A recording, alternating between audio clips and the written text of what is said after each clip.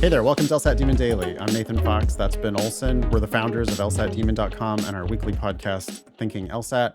Ben, we get a common question. People really want to know how similar practice questions are to actual LSAT questions. Yeah, well, for years and years and years, LSAC has been releasing the official tests that they administered for us to use as practice questions. So you're actually, when you do practice questions, you're looking at official LSAC questions that came before.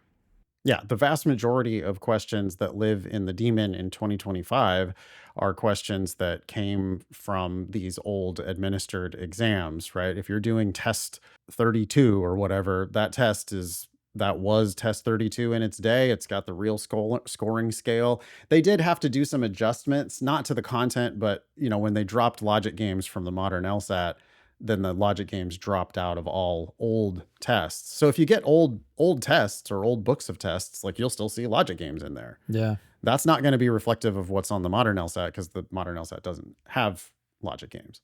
If you're studying in the Demon, 99% of the questions that you're going to see are going to be real LSAT questions that were on real LSATs back in the day. That's why you have to have a Credential Assembly of Service account, Law Hub Advantage or whatever it is, so that you pay the licensing fee to use those questions. We have in the Demon started to add, because students exhaust the list of thousands of official questions, and we've started to write some questions of our own, which is a difficult, time-consuming process to make sure that they are as close as possible to what we think is a instructive, legit seeming LSAT question. Yeah. But yeah, you shouldn't see any difference really, right? Your practice tests don't lie. Yep. That's why we say don't take the LSAT until you're happy with your timed practice test scores. Because they will tell you how you're likely to do on the official test. Yeah, don't even sign up until you're happy with your scores on your practice tests. And then you treat the official test as if it's just another practice test. Yep. Right? People ask about key differences between practice LSATs and test day performance. Yeah, the only time differences actually arise is it's not from the test being different from your practice test. It's from the way you treat the test. Absolutely. If you treat the test day as some different, monumental, radically important thing, then of course you're likely to perform differently. But that's not because the test is different or the content is different or the questions are different. Everything is the same. It's because you're treating it differently. Yeah, we really want you to sleep soundly the night before the test. Mm-hmm. And the best way to do that is to just be happy with your practice test results. You didn't sweat your practice tests. You probably went out with your friends the night before your practice tests. Yeah. Then you did whatever you did on your practice tests. Eventually, those scores got where you wanted them.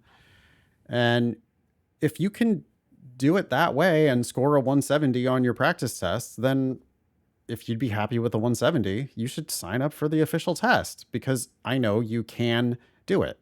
But then don't give that test so much power. The only reason why people experience the test as different from their practice test is because they approach it differently. Yeah. Super stressed out about, I got to be perfect this time. They take 20 minutes to try to answer the first question. Or this is the big one.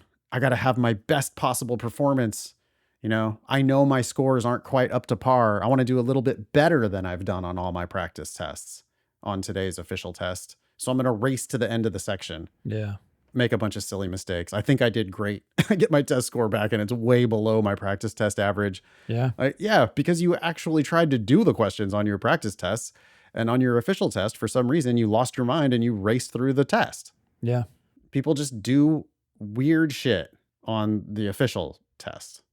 Yeah, and tied into like rushing, right? When people try to rush on test day, they do poorly, like you just said. But also people, when they try to rush this whole application process, because then what happens is when they go take the official test, they think this is the one they've got to do well on because they're applying next month. And instead of realizing you can take the test multiple times, you try to put all this weight on the one test, and then you're more likely to actually do poorly.